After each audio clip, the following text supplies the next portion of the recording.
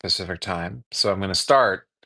It's the second day of Geopolitics Week at Notes from the Circus. This is my deep dive into the world as we're experiencing it through a geopolitical lens. Yesterday, I gave you a sort of big, broad overview of how I view the sort of general structure of global power and how we are situated in it, both in time and in space. It's a precarious situation, as I laid out yesterday, a dangerous situation. One thing we didn't talk about much, though, yesterday was Ukraine, the war in Ukraine in particular, um, which is something that actually is near and dear to my heart. Um, in fact, I've spent, when I was still a Silicon Valley executive, just a short while ago, in my personal life, I was um, very involved in finding ways that I could personally help the Ukrainians, and I've made friends there.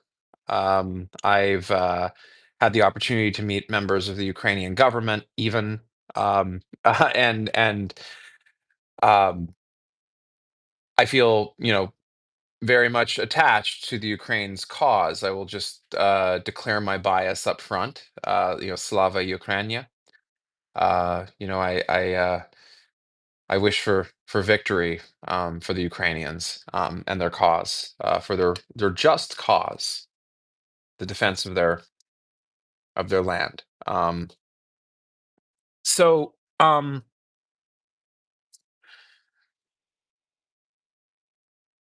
I just want to say that you know from the perspective of yeah. So Melissa says Slava Ukraine. Yeah.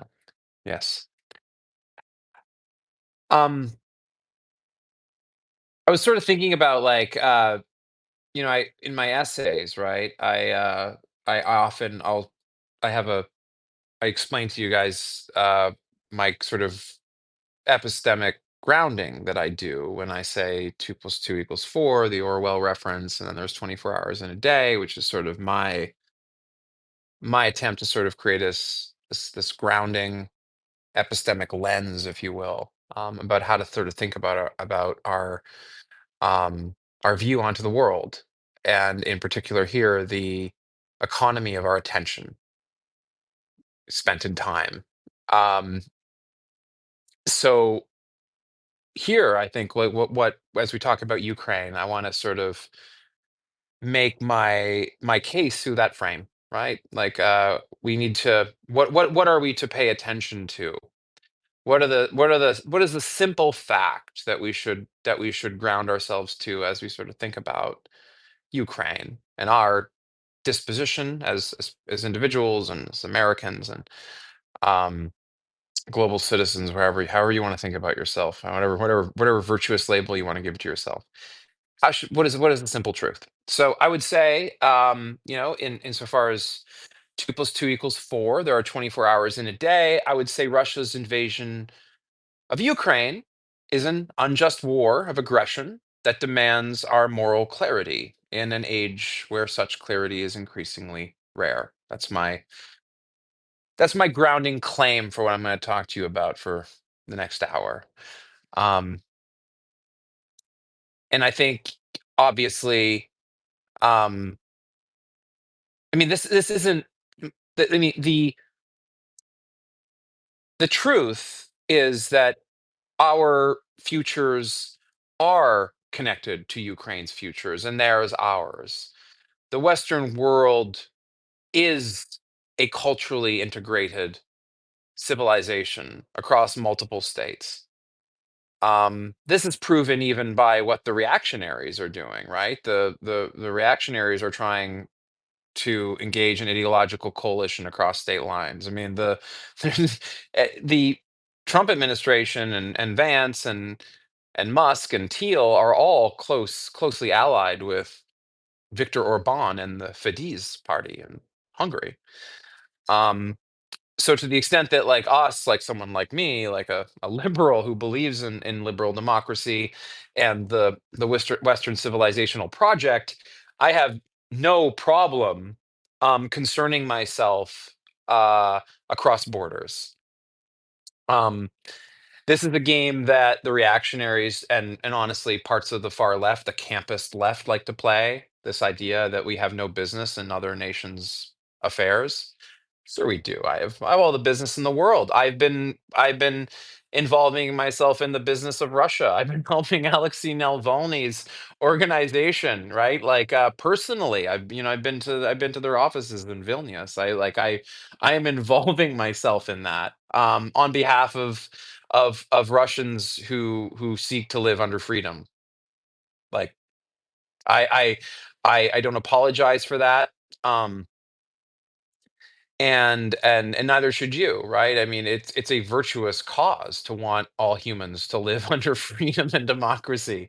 Like this idea, this moral relativism that uh that is being played on us sometimes, that like who am I to judge the Chinese system? How am I to say that it's worse than our system? I mean, because it is. It's not a democracy.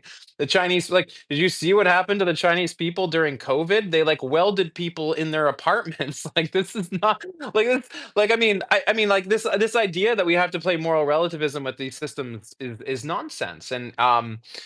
And I think is at the heart of what I just said around moral clarity. Moral clarity. Um, what does that mean, right? Well, it's not that hard. I think sometimes I worry though that we've forgotten what basic morals are, right? What are like basic just basic human virtues. I mean, I think the most important virtue, right, is truth.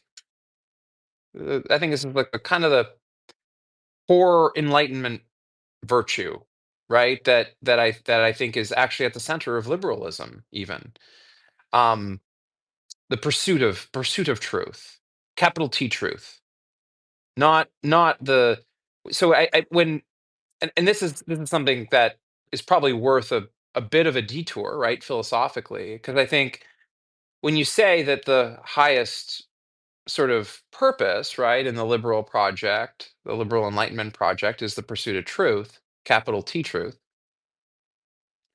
Someone might be forgiven for thinking what I'm saying is that like the pursuit of empirical truth, some measurable truth, like what is the inflation rate actually, right? That's not what I mean. I don't mean that at all. That's a um it's a when we talk about truth, right? And in the domain of m- like morality and virtue, we mean the totality of what is true to us, and that includes our beliefs, our rituals, the landscape of meaning that we live within, the meaning that we build together as a society. That's part of our truth, and we pursue that, and we build our truth together.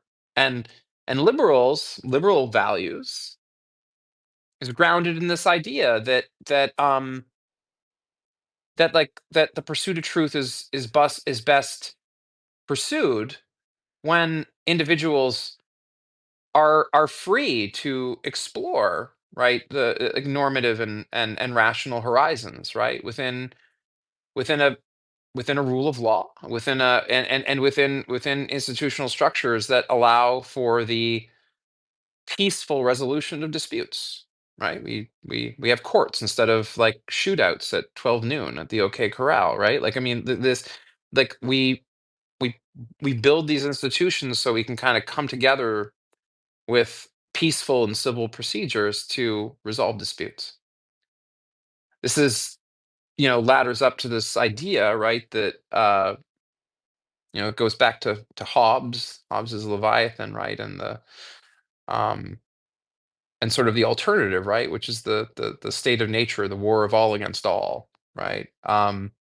that yes, we accept that at a certain level that we lose some freedom, right, when we have a government. We have to, you have to get driver's licenses to drive, right? Like, you can't say like who decided we needed driver's licenses and then decide to not comply with that, right? Yeah, we built states. We built Leviathan. Um, and we did that because the alternative is worse. Hobbes' state of nature, or all against all. That just basically means that there's no there's no authority beyond like your own means to advance your interests with whatever resources you have, and with whatever contingencies you carry. um and it's just a world of violence and disease and short life. And so, Hobbes observed that, like, I mean, like, when you have a society that has laws and police and courts and institutions, there just seems to be a lot less killing, than we observe when we go and look at more savage societies that don't have these things.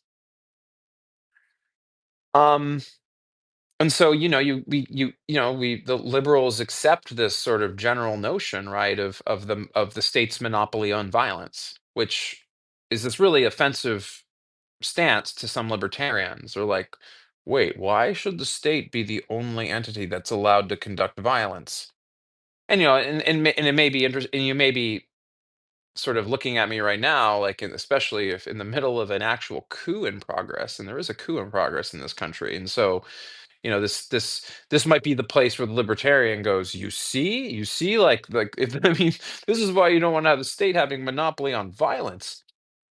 This is a misunderstanding of what the monopoly on violence means. Like, of course, we can all be violent. I mean, like, uh, um, people, and they are, right, and people commit murders and they go to jail for it. And so it's actually, from the perspective of like political theory, it's probably better thought of as the monopoly on the legitimate use of violence. Um, which, we would conceive of as of like, when police place you under arrest and put handcuffs on you. I mean, that's violence, right? You're being physically restrained. You're not allowed to do anything else other than go into those handcuffs. And that would be an example of the state using its monopoly on the legitimate use of violence. Like, those police aren't going to go to jail for putting handcuffs on you. It's considered a legitimate violent act. Um, and this is sort of at sort of the center of Hobbesian social contract theory. And it's developed in its liberal conception by John Locke, who Thomas Jefferson was this sort of a heavily influenced by. Um, so this central idea that yes, we give up we give up responsibility for our own self-defense to a certain extent. Not total. We don't totally give it up, right? We still have a right to our self-defense if someone attacks us on the street. But like, generally speaking, if someone steals from us, right, we don't go and get it back ourselves. We go and call the police to go get it for us. um that's the sort of kind of central feature, right, of what social contract theory means. That we all sort of agree to this social contract, that we're okay in principle with the government being the thing that is allowed to do violence when necessary in situations like that. And we govern the use of that violence through laws, and we hold accountable the use of that violence through democratic process and through independent courts and citizen juries. And this is how we try to like balance it out, and how we try to rationalize giving the state this power, and doing it in a way that's what liberal democracy is. That's the sort of the main underlying theory behind it. And I believe it is the best political theory that humans have so far come up with, and I believe this political theory is responsible for the world that you all grew up in. And I think it is being torn down to be replaced with even older and cruder versions of political systems, ones that millions of people unfortunately have died to bring an end to in the past, most notably in the first half of the 20th century. So, um, I mean, that's it. I mean, that like what I just said to you is essentially that's liberalism at its core, at its most fundamental. I've just described liberalism to you. Um, at least in its sort of core epistemic feature, and um, or well, it's at its like the ethical core of it, just like of the political ethic of it looks like that. Anyways, there's obviously things we can talk about. Obviously like freedom of speech, for example, right? Comes naturally actually from this. It is a consequence of these foundational principles of liberalism. It's not just like I think a lot of people think about freedom of speech and liberalism as sort of this, thing we just decided is good. It's like we all have thoughts, we should be able to say them, right? Like who's to tell me that I'm not allowed to like say that the sky is pink, right? Like it's sort of, but that's actually not what the uh the enlightenment philosophers, right, who obviously the most famous of them on this case is John Stuart Mill, right, and his famous essay on liberty. um and I mean, if you read Mill, right, and you read like his views on freedom of speech, right, he doesn't like believe in freedom of speech for its own sake. He believes in it because he recognizes that human reason is fallible, that like that we all have the ability to be wrong, and we are wrong a lot of the times. And the way in which we become the way in which we move towards truth is through debate, and ultimately some degree of social cooperation.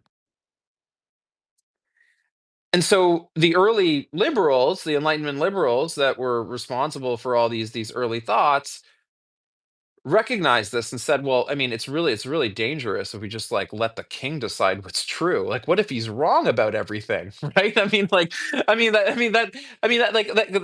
that's. I mean, and obviously there was like examples of this. Right? We saw, obviously the Europe went through the Dark Ages, which was not exactly like a time for open intellectual inquiry in the history of European civilization. Which all obviously like the had the Age of Reason kind of ultimately came about. Um, but like freedom of speech was seen that way. It was seen as a essentially a tool in pursuit of truth. It wasn't just seen as like a fuck you, it's my right to do it. In fact, I think that if and and Mill actually, like in his famous essay on liberty, right? Like, I mean, he recognizes there should be limitations on this. Like, he doesn't think you should be able to incite a mob, to like, to go and like grab a bunch of pitchforks and torches and march down to the local carpenter and kill him because he did a shoddy job. Like, he thinks if you do that, like, no, you should be stopped. Like, you should be stopped before you incite the mob to do that. And he talks about this. Um and so so for these enlightenment thinkers, like, they were really they what they really wanted was they wanted an open commons, like the capacity to challenge ideas, like in open debate. um and that is how they thought about the importance of freedom of speech. They didn't see it as a fuck you because it's my right. They saw it actually as far more in service of this goal of the pursuit of truth, and they saw it as as an instrumental feature, right, of a liberal ethic, which is not how most Americans today now view it. They view it sort of um, in sort of almost like a quasi sort of theological way. Like I mean, like the first, like almost like the First Amendment is like you know written on a stone tablet, and it's just sort of like commanded that this is true, that you have free speech. And I think people sort of just kind of take it from there, and and have almost a sort of a deontological sort of view on it. Um, and I mean, and by the way, I mean, there's obviously there's attempts to defend freedom of speech from a natural law conception. I should state that I am pretty hostile to most natural law, well, basically all natural law theory. I think it's like incoherent. It's metaphysically groundless as far as I'm concerned. Um, but I mean, obviously, the founders did reference natural law, which some people who are educated on this would. I mean, obviously, when you say that, we were when the Declaration of Independence, which I read earlier today on my emergency Substack live, speak about like our creator like endowing us with certain, these certain rights. I mean, that it sort of speaks to this sort of deontological claim. But I mean, I just think that, I mean, I'm willing to kind of look past that as sort of just like I mean, I have a sort of view on like, mythology and poetry and its like connection to like a complete understanding of morality. And some of you have read my stuff, like my Grand Praxis series, have actually seen me playing with this.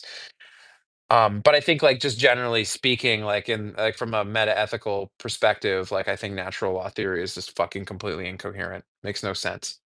So, but I think the problem is most libertarians and most Americans actually advance this notion of freedom of speech from a natural law standpoint. They don't advance it from this idea that freedom of speech exists and was rationalized in classical liberalism as an instrumental right towards um, aiming society at the objective of pursuing greater truth.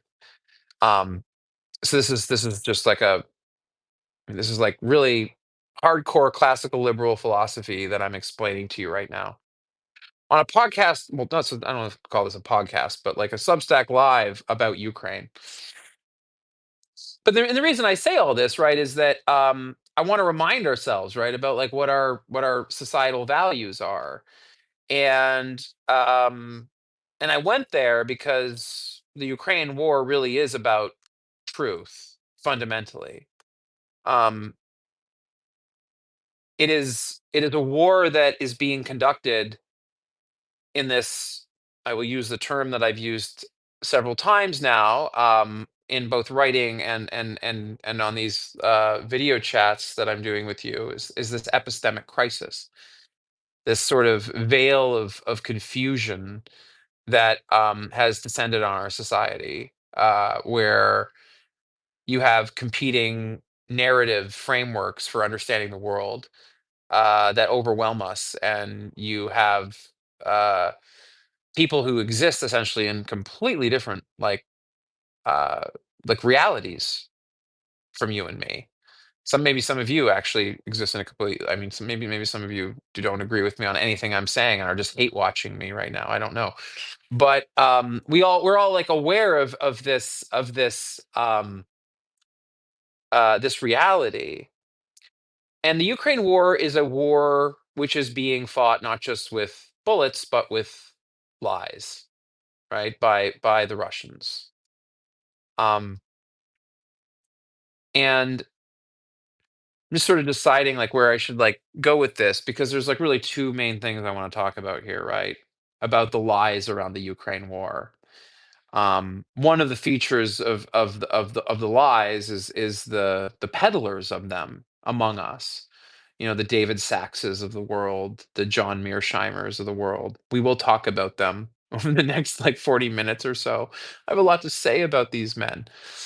Um, but I mean, like the sort of the main sort of leading feature, of course, is are the lies as they have been sort of generated and propagated by the Russians themselves, by the Kremlin. Um, and I mean, they've been damn effective actually at it. Like we have to I mean I have to give the Russians some credit here. I mean, uh, they have a way about uh, you know, creating chaos, right? In the information space in a way that is just, I mean, in some ways is it's hard to believe that they have been as effective as they have.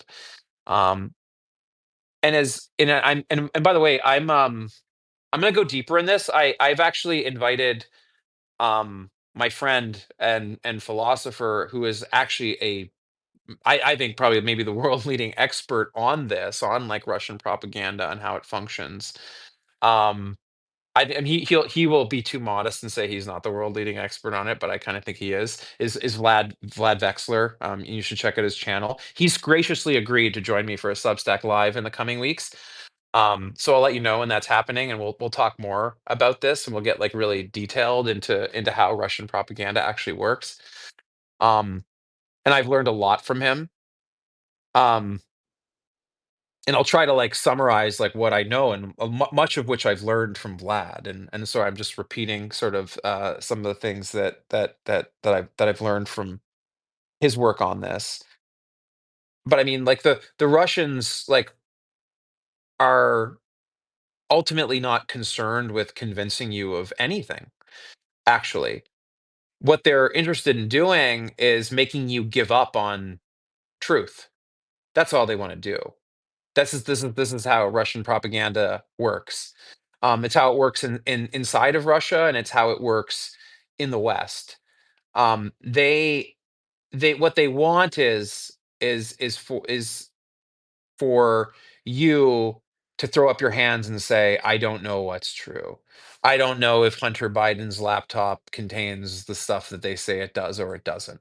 If they get you to that point, then the Russians, that's all they ever really wanted. Because they know that once you stop, like once you come to the conclusion that it's impossible to know what's true, then they know they can just control you. They know that you can't politically organize, that you have no reference point as which to judge them at all about anything anymore. So when they say, well, we're invading Ukraine because it's filled with Nazis, and you say, well, that doesn't sound likely, but who knows if it's true or not, right? I mean, that's what the Russians want to do. That's their purpose. That's what the propaganda is trying to do. It's not trying to convince you. I mean, this is why, by the way, um, you know, it's dangerous to fall victim to this idea that the reason why Donald Trump is president of the United States is because of the Russians. The Russians want you to think that because it serves the strategy I just laid out, right? It creates this sort of sense of like, well, maybe he won the election, maybe he didn't, like, and that eventually just leads to despondency and what once again my friend Vlad would call depoliticization. The sort of the collapse of people's ability to have normative political thought. And once that happens, like, you're in real trouble. At this point, like, power ca like, basically, people go to sleep. They tune everything out. They just start going to their jobs. They start ignoring politics. They tune it completely out. They stop listening to people like me. It's like they don't want the trouble. That's what the propaganda is designed to do. Um, because and the reason why this is a genius strategy, right, it comes back to this sort of concept of coherence, because like the Russian view is like incoherent. Like it's not something that like self-sustains itself based on its own sort of like coherence about it, right? Like um so a lot of Russian propaganda is just it's just yeah, I mean it's just meant to gaslight. That's it. And you can see Putin is more than happy to just like contradict himself like across time to like different audiences and stuff. Like he knows what he's doing, and he learned how to do this when he was in the KGB. Gaslighting is like a central feature of like Russian propaganda and information warfare tactics. So that kind of brings us back to sort of, what, like the narrative, right? And there's this sort of like there's like two groups, right, of people, right, that we typically like talk about in like foreign policy circles. Maybe you've heard of these terms before, maybe you haven't. Um, and well, I mean, there's really like I would say like three, right? There's like the foreign policy realists, there's the liberal internationalists, which you could probably group me into fairly, I think, and I would defend that as much as like some of my more like anti-war friends and stuff like that would like characterize that as like neoconservative, which it isn't, by the way. I think the Iraq War was a terrible mistake. Um, but I also think that like taking intervention off the table in service of liberal values is stupid. Um, like I mean, and then I mean, that's a whole that's like that's like a whole other matter. But and then of course there's the um sort of a more like like idealist foreign policy idealists or whatever they want to like call them.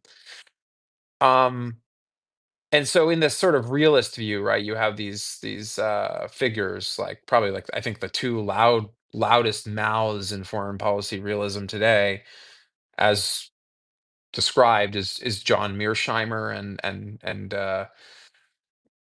venture capitalist David Sachs, now also part of the Trump administration. Um, I mean, they have advanced the narrative, which is it's a Kremlin. I think it's a Kremlin psyop, if you ask me. Narrative, which by the way is not even the narrative that Sachs and Mearsheimer advance.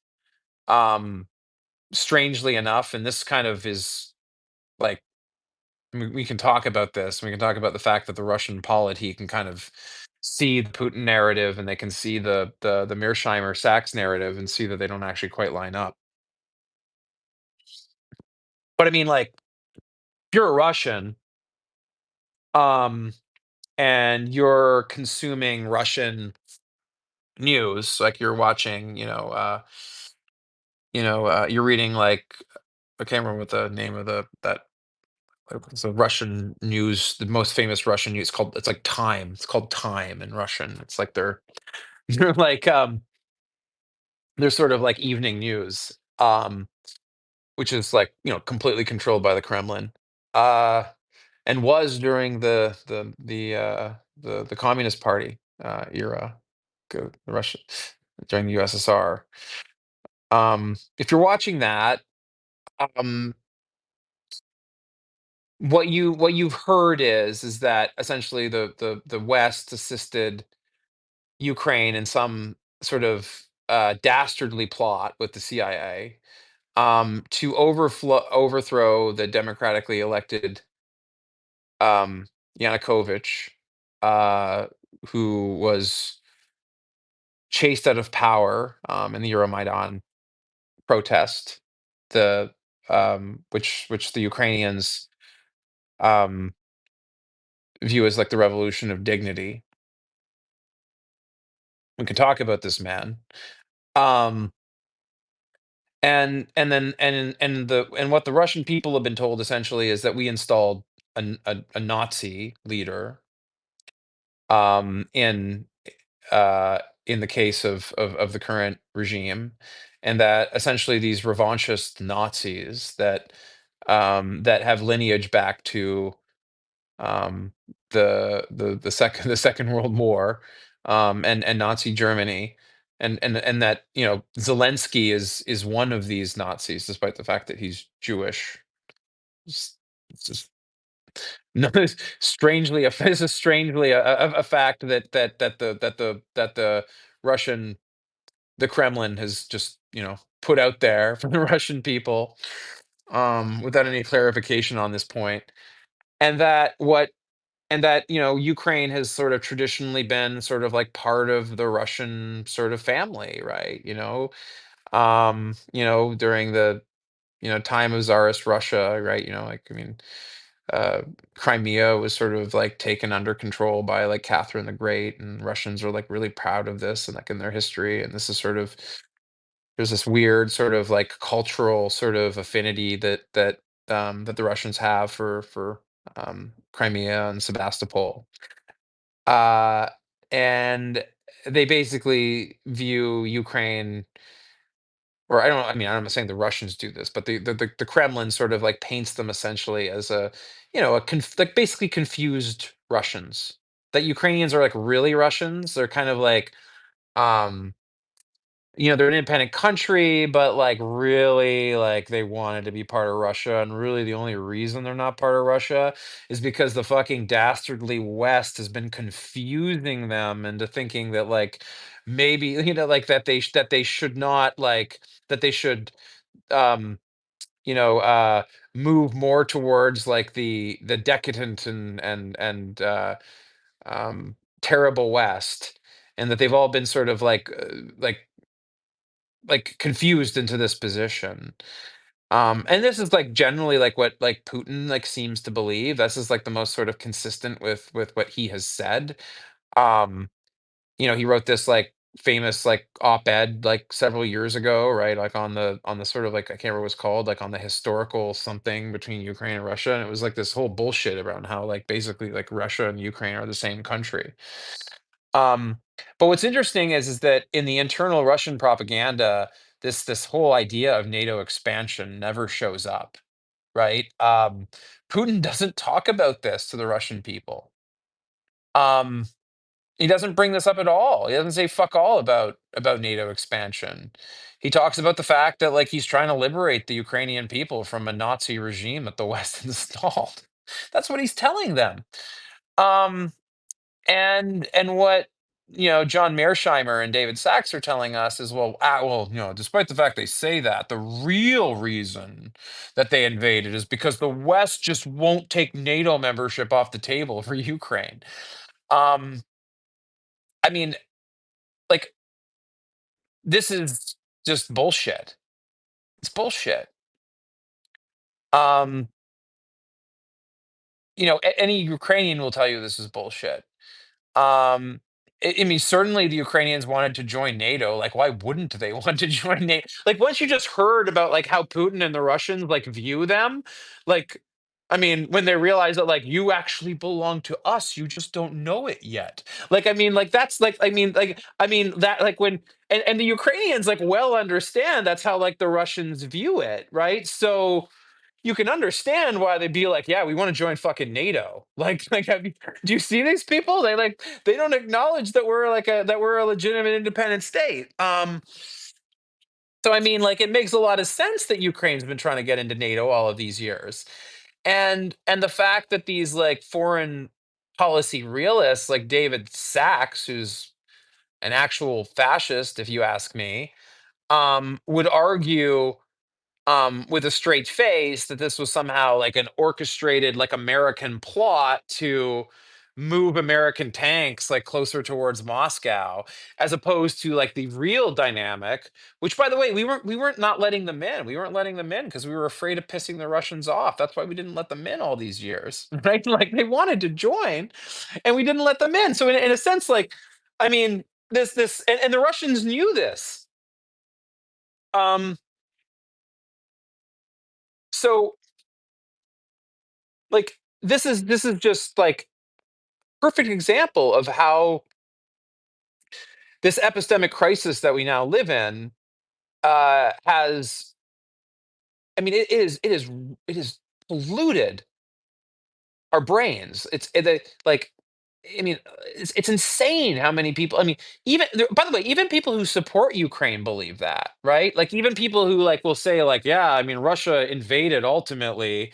Like I agree, they invaded So like we should defend them, but yeah, like we also shouldn't have done the NATO expansion thing, like David Sachs said. No, that's wrong. That has nothing to do with it. It's bullshit. It's bullshit. It had nothing to do with why this war happened.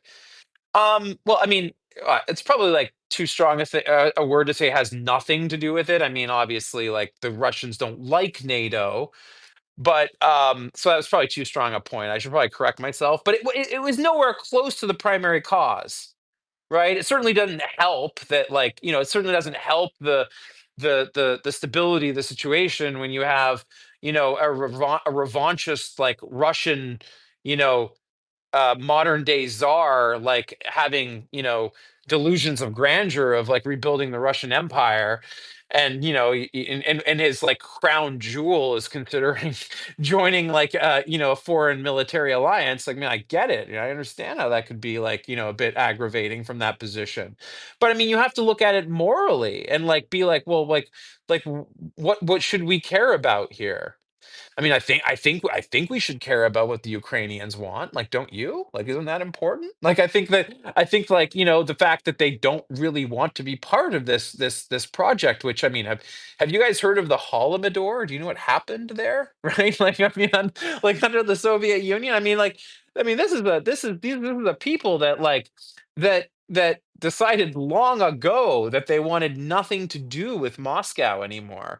They have been raped and pillaged and literally starved to death by the millions by this like you know project out of the Kremlin, that can't seem to step away from its history of floating borders syndrome and imperialism, and czarism, as it has apparently reemerged post Soviet Union collapse in the form of Vladimir Putin and his regime. So I mean, like, I mean, this like the idea that there's this is like a morally complicated question as to provisioning for Ukraine's defense is somehow, um you know the US sort of paying for its moral sins of like providing protection of former Soviet satellite states. Like from the imperialist ambitions of a revanchist Russia. Like, I mean, like, that's that's not a morally coherent view. I mean, the view is that view is just literally saying that like power is what matters. Like, is it any surprise that David Sachs, the guy who basically says that like Russia's power must be respected, and that like we have no right defending Ukraine and Russia's backyard, is also the guy that seems pretty comfortable with this emerging dictatorship in America? Like, I mean, doesn't surprise me. That somebody who would be so morally confused about one thing would end up confused about the other. I mean, it makes moral sense. Um, so I mean, this is like my sort of like core take on the Ukraine issue. Um, there's like a few other things I want to go back to my notes because I know I can just like there was a lot of important things I wanted to cover, and I don't want to forget some of this stuff, right? One of the things that sort of needs to be brought up here, right, is this just war theory. Um, and I know that a lot of anti-war people say there's no such thing as a just war. Um, well, there is. I mean, I think that that's a stupid statement. There is such a thing as a just war. Um, a war for survival, for existential survival, is just. It's a just war. It's just, to protect your family and your community from barbarous invaders. That's just to fight that war. I mean, I will pick up a gun and fight that war and risk my life for my family if it comes to that, and I will feel very just in doing so. Um, and so there's like several figures, right, that I think that need to be talked about here, right? And one is Hannah Arendt, um, who is I mean she's one of the most important figures, if you ask me, of the 20th century, right? In terms of uh as moral as she played this really important role, I think, in being moral witness to um the realities of moral what moral collapse looks like, right, in a society. um because she confronted the concrete horror of totalitarianism with probably the most like unflinching clarity, right? She's the one behind the uh the banality of evil. I mean, she was Jewish, and she fled Nazi Germany. Um, but she didn't leave to like theorize from a safe academic distance. Like um what she experienced, right, is was the emergence um of these social dynamics that we're seeing happen now, by the way, in America. If you haven't read The Banality of Evil, you must read this. This is important. Um, and I mean, she's obviously not with us anymore, but she's an indispensable voice, for our moment. Um, because, she understood that that tyranny always begins with with an assault on truth itself. It is the death of truth that is the origin of totalitarianism. And she revealed how authoritarian regimes deliberately blur the line between fact and fiction until truth just becomes whatever power declares it to be. And she came to understand that, like, once you can't agree on basic facts, the public sphere just disintegrates. um she said something I wrote down in my notes, right? Because she had this, one of her most like unforgettable like formulations was that, like, look, the ideal subject of totalitarian rule is not the convinced Nazi or the convinced communist, but people for whom the distinction between fact and fiction, true and false, no longer exists. That's what I was talking about before. The person who throws up their hands and says, "I don't know what's true." That's what Hannah Arendt's describing. That's the propaganda strategy of the Nazis. That's the propaganda strategy of the MAGA media. Like, that's we're seeing we're seeing what we saw, right, in the 1930s play out again, the destruction of truth. Um, and if she was alive today, like, she would be panicking right now because she saw this up close. And this is where we are, right? And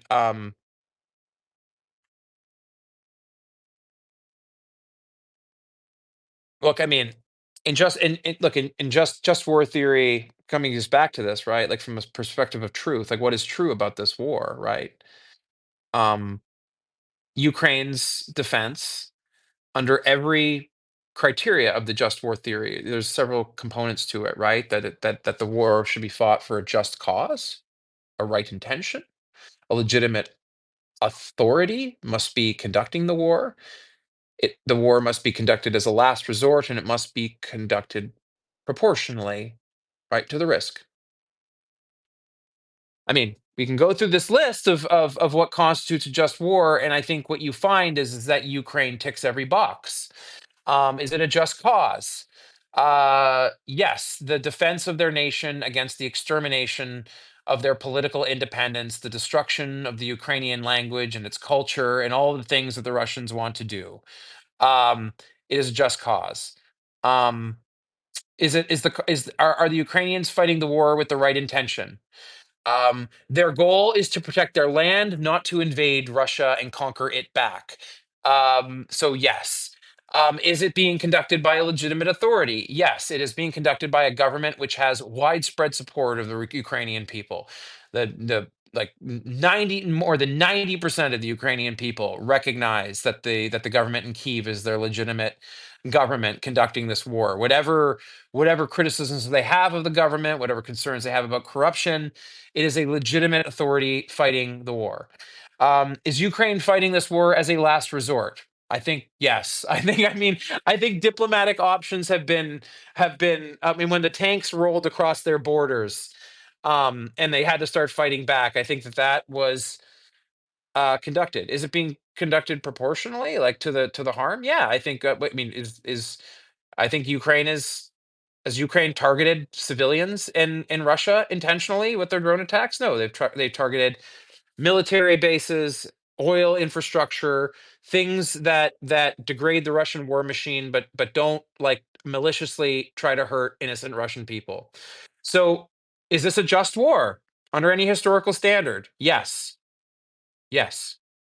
The Ukraine war is a just war. Um, Russia's version of the test fails every one of those. It is not a just cause because I mean, like they're not liberating Russians of Nazis. Um, and even if the NATO thing were real, that still wouldn't be a just cause. Ukraine has the right to join whatever military alliance it wants to. It's a sovereign country. That wouldn't establish a just cause either. Um, no right intention. Like I mean, like Russia has been like intentionally targeting civilians and terrorizing Ukrainians, targeting hospitals, targeting civilian infrastructure, like trying to cut off the heat in the summer and in the winter time so Ukrainians freeze to death. Um, I mean, their brutal conduct of the it's just like this idea that Sachs and Mearsheimer and other people would have that there's some sort of moral relativism to be had between the Ukrainian cause and the Russian cause, or you hear like fucking people like you know say that like I think both. I don't want to get look. I want to be friends with people in the global south, but most people in the global south, when you look at polls, believe that Ukraine and Russia are equally responsible for this war. I don't know what the fuck is wrong with Brazilians and Africans who like believe this, but like, guys, like Ukraine and Russia are not equally fucking responsible. I'm sorry to have to yell at like the majority of the global south. I understand you're very cynical about this stuff, but Jesus Christ. Okay, anyways, it's a just war.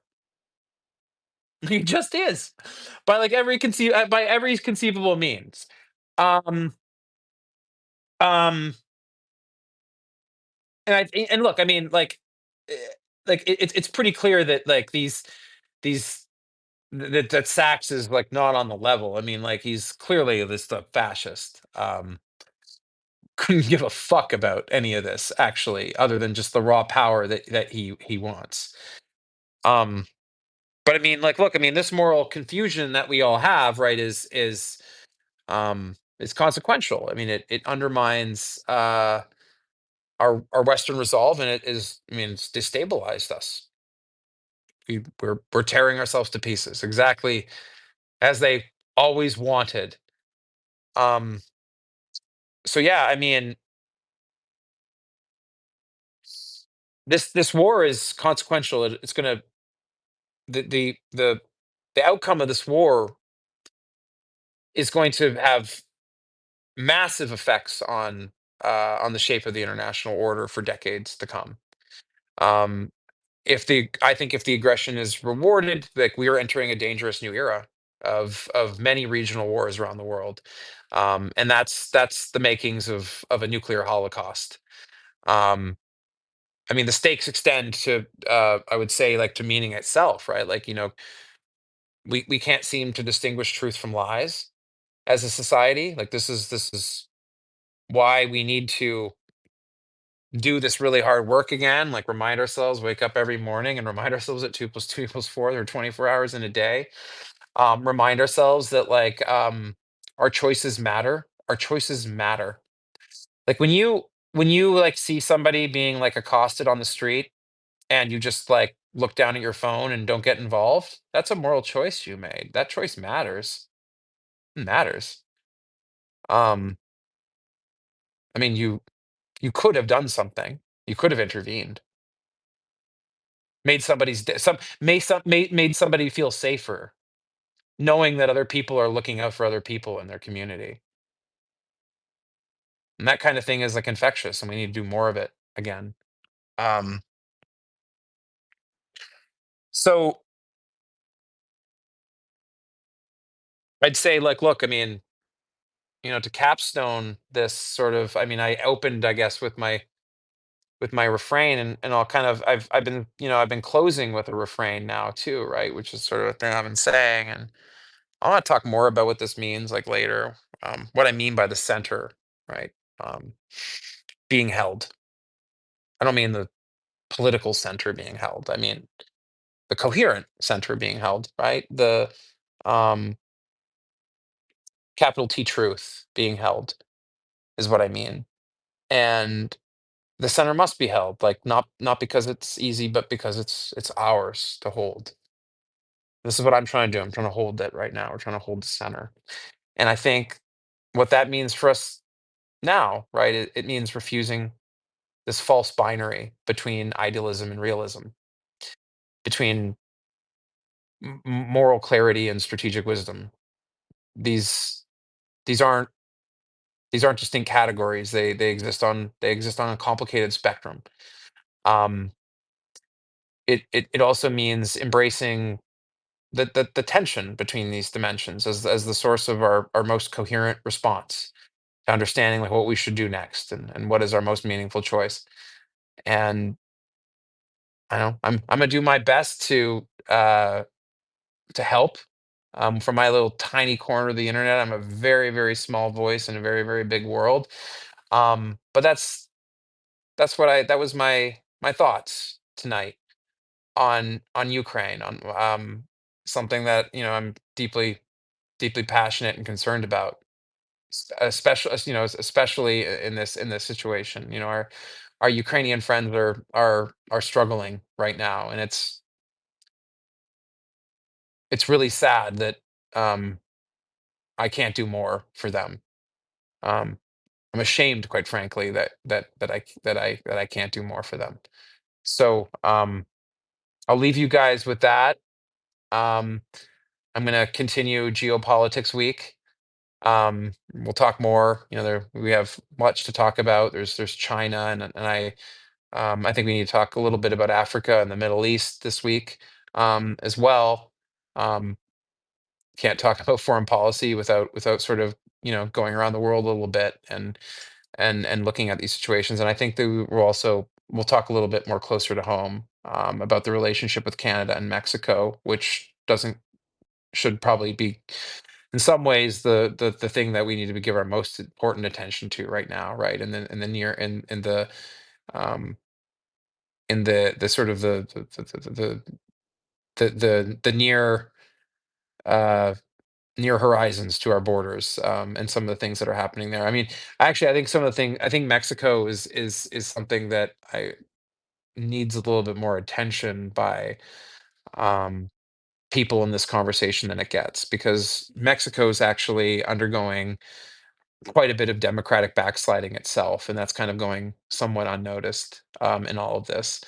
With the new president Scheinbaum, and I think she's kind of seen as a little bit of a hero on the left because she's been standing up for Trump, and that's true. She's a nationalist, and I don't think she likes America that much, but she's in some ways, I mean, she has a lot more in common, her and her political brethren with some of the more anti-democratic forces in the world. Like there is an attempt to capture the courts, and there's concerns about the independence of the election, the election body that runs elections in Mexico, and they have a lot. There seems to be a lot of designs on that. It's like this is going completely unnoticed, actually, and it's something that I think if we were a stable democracy, and none of this was happening, I think we'd probably be talking a lot about, and there'd be a lot of concerns about that.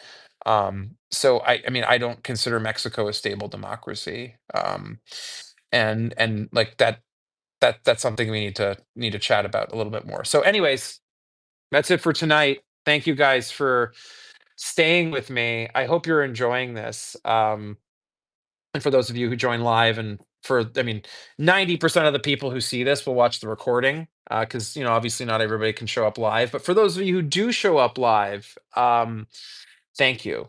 Thank you for showing up. I'll try to take some questions some of these nights as well. I know that last two nights I haven't taken questions, but just had a lot to get off my chest. So thanks everybody, and have a good night.